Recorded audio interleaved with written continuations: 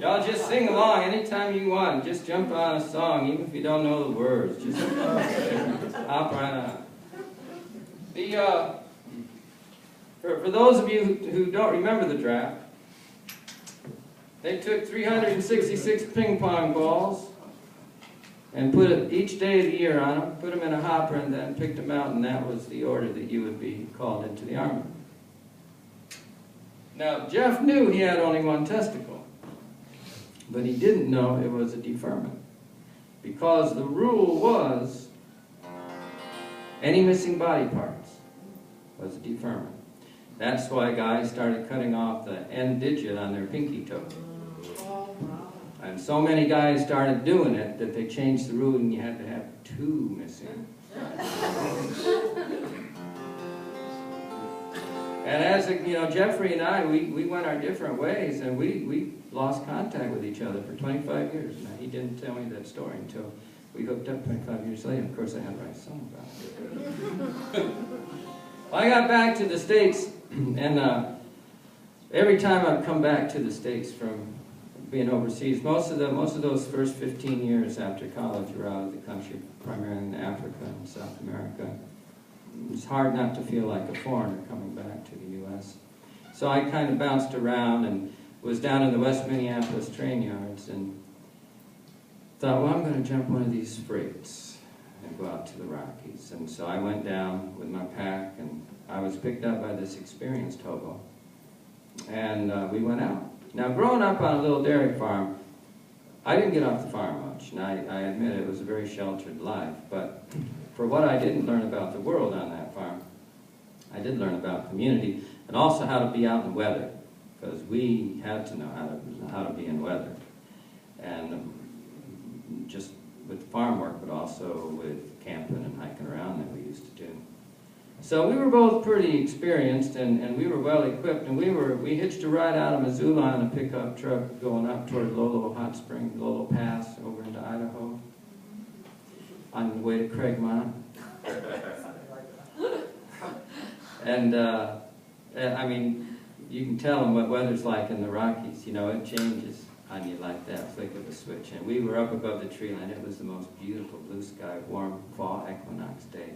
And just like that, I felt the cold on my cheek, and the west was just nothing but storm clouds coming in, and it just, boom, started to rain.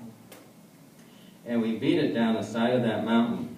And a number of things came together that saved us. One was we got to the leeward side, which was out of the wind, more or less, but significantly so. But it was like this and lots of rocks, so we couldn't really put the tent up. But there was this outcropping of rock, which you've all seen pictures of. And you hope the gravity doesn't set in when you're standing underneath it. And this tamarack tree that was growing up, and the bough was hitting the underside of that rock, and that's where we stayed through the snowstorm. I was a little worried at first, but once we got the fire going, and we had plenty to eat and good humor.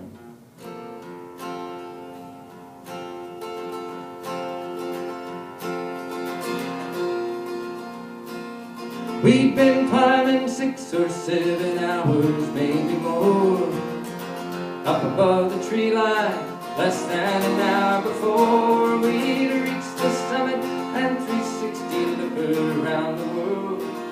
Then I felt the wind turn and those clouds begin to swirl. I looked off to the west with the weather coming in. I knew we had to get shelter before that storm begins. Careful not to trip, but we got no time to waste. Drops of rain are falling, cold and slapping in my face. No place to pitch a tent for the rock piles and the wind go coming down that mountain, taking up my next again. Underneath that tamarack piles, bending to the ground, give us shelter from the storm as the snow is coming down. As the snow is coming down, my body gave a shiver, it was soaking to the skin. We gathered every piece of firewood and brought it in. Linda said that dinner and a movie'd be a treat, as we kick the snow off our boots, clinging to our feet. We got that fire going pretty good and throwing heat.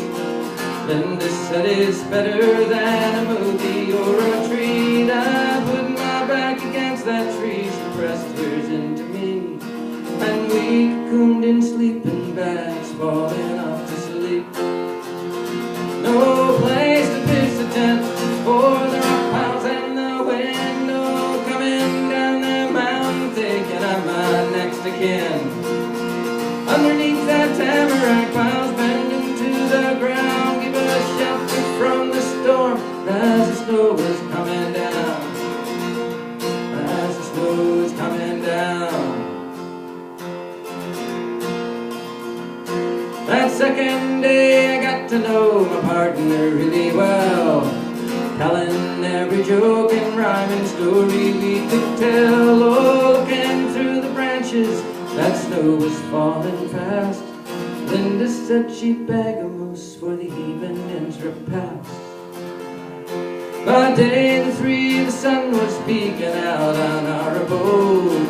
Moose was all devoured and was time to hit the road. And if I ever want the creature comforts that I lack, just give me one more night within that tamarack. Yeah, if I will get you 10, if I'm back that way again, I'd climb that mountain just to spend the night with a memory that is underneath that tree, the warmth of our bodies holding tight, warmth of our bodies holding tight. Yeah, if I will get you 10, if I'm back that way again, I'd climb that mountain just to spend the night with a memory that is underneath that tree, the warmth of our bodies holding